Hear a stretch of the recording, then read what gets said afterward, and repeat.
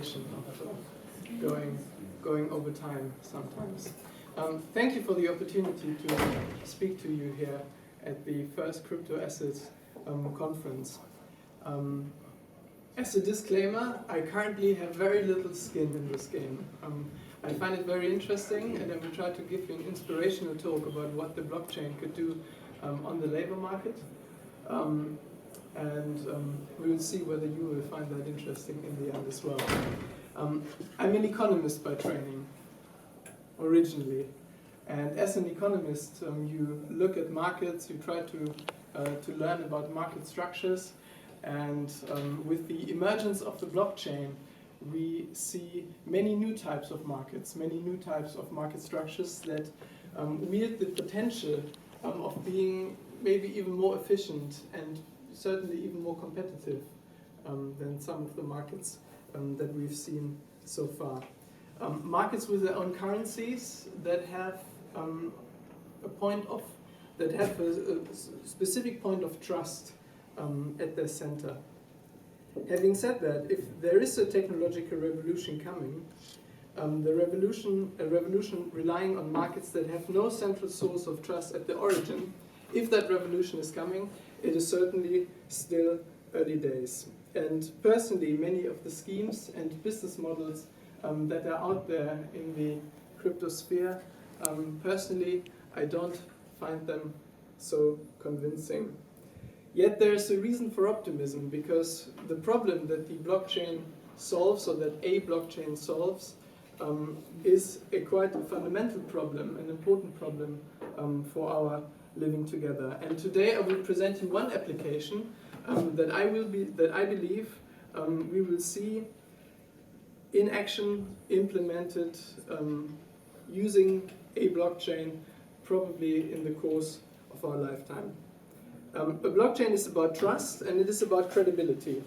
And when you think about a major sector of society that lends its inherent trust, its inherent credibility to others, that major sector is education.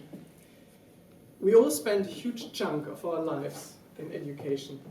And as a result of that, well, hopefully maybe we all know a bit more. But as a result of that, we are seen as qualified. We receive the opportunity to perform certain tasks and to work certain jobs. And this qualification is established and conveyed through a degree, is conveyed through certificates. And certificates are still largely a pen, a stamp, a paper affair nowadays. Certificates are important at the point of application, once you decide to throw your hat into the ring for something. And quite a few people feel nowadays that the application system itself is broken, that the qualifications that people receive, maybe the personal aptitude to perform a certain task, is not really taken into account, and that the results they get are random at best, or maybe even biased.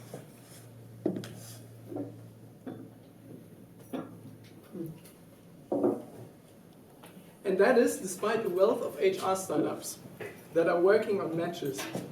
The perfect job doesn't just find you. Instead, it is the process for many is laden with rather stupid company admin interfaces, seemingly random requirements, and totally non-transparent, and let's face it, mostly negative results. I do have slides, actually. They're coming wrong. We were at the bad results that many people feel the application system currently churns out. And those results are unsatisfactory, largely because many of the things that HR departments do nowadays, they still largely do them by hand. Fancy applicant tracking systems do little more than filling in tables for recruiters to work with. And job boards where you see job ads and where you can apply for jobs, are nothing much more than huge seek and find pages of a digital newspaper. And I think the blockchain technology has the potential, with its ability to regulate data ownership and allow for large-scale data analysis, the blockchain technology has the potential to change that unsatisfactory status quo. To understand how this can happen, it would be maybe good to talk to a labor economist who has dealt with education and also with the HR departments of some companies, and that is the reason why you have to bear with me today. Okay, now it would be handy to have the slides. Okay, we're done. So now you're missing my two co-founders because they would have been on the wall. I'm the founder, I'm one of the founders of Candidate Select. We are a startup. We started originally in 2015 with the mission to make higher education degrees more comparable. And my two co-founders, which you can now not see, are Max and Philip. And the mission was to do it for Germany and essentially worldwide at some point in the future. How do we achieve that? How could you make higher education degrees more comparable? What we did was we realized that the grade that you have, that you get churned out from the university, that is meant to convey the information, how well did somebody do in that university, does not actually provide that information. And this is because the people on the receiving end, which is largely the recruiting departments, they lack a lot of the context information. If you think about Germany alone, you have got 30,000 different study programs. And that is just too much. The complexity is too high for any recruiting department to actually maintain an overview and know what the specific qualification of a candidate is worth. And the difference in grading itself is already astounding. You have the grading scale from 1 to 4 in Germany, and you got study programs at the University of Heidelberg. There are some master programs where the average grade is a 1.1. So everybody essentially gets a perfect score. And then on the other end of the spectrum, you have universities and study programs where the average grade is a 2.8, is a 2.7, which is by many people seen as quite a poor score, actually. And when you don't have that context information and you just receive an applicant and the applicant has a 2, you don't really know whether that was successful locally at the university in that program or whether it maybe was not so successful. With that context information,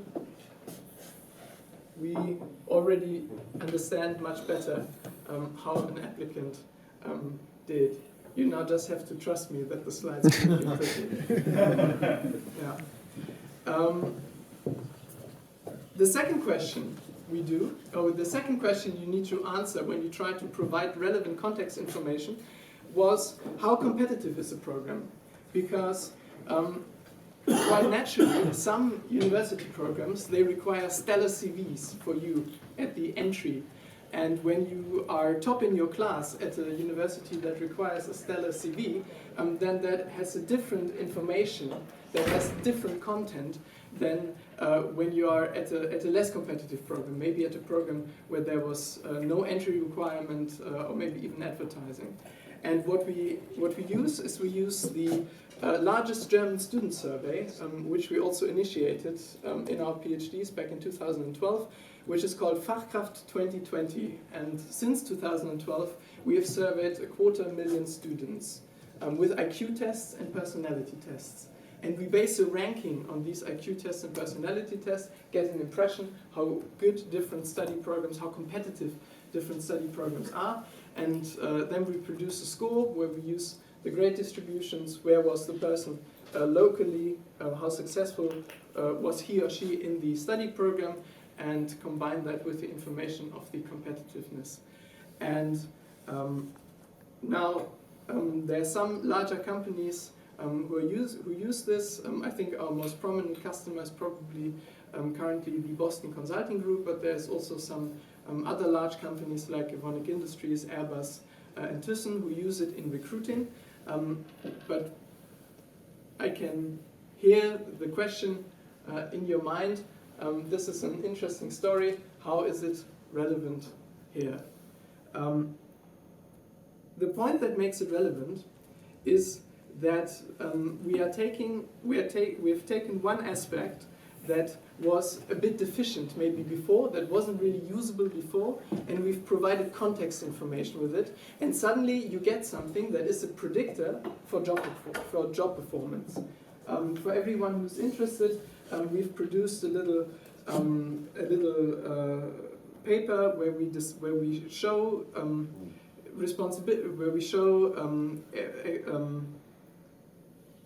show results from our clients. Experience was the word I'm looking for. We show experiences from our clients, and we can see that we can suddenly predict how somebody will do as a trainee, how somebody will do at an entry-level position, which the grade itself could not have predicted, where there's zero correlation when you just take the grade as it comes on the degree, and when you give the context information, suddenly you hold something valuable. The point is that if you can do something like that with the degree, it is not all too far-fetched that you can do something similar with other context information. Context information for how well people perform in certain jobs. Context information for what people bring with them on their CVs at the point of application. Or the information how well somebody performed in a previous assessment test. And with the blockchain, you suddenly get into a situation where you can empower the applicant to take control of that data, to decide to release his or her specific qualifications to a potential employer, to a potential company. The new element here is the particular element of control. It is not forgeable, they own the data, and they can even be rewarded for sharing the data. I'm talking about a full mapping of the labor market with a precise knowledge of the supply of skills and the demand for it. Dozens of HR startups may function as intermediaries, analyzing data and suggesting good matches for applicants and companies alike. If you do that, you make the application process for the applicant much more pleasant. If you think about what happens at the moment, you send out 10 applications. If you're lucky, you get elevated to join the assessment rounds in 4, and then you basically perform very similar tasks in these assessment rounds. You have to do an assessment test, you maybe do a telephone interview, and you do that 4 times, and eventually you get the job, and all this is repeated. With something like the blockchain, it could be that you have some central institution doing an assessment test, evaluating a certain candidate, and then multiple companies actually looking at that information that has been won, that has been elicited. The companies might also be in favor of it, because right now they're already used to paying to get qualified candidates, and the application process for them is also quite expensive. By cutting down on the actual overhead, you might get the companies on board with that as well. Okay. So this is Max and Philip. Yeah.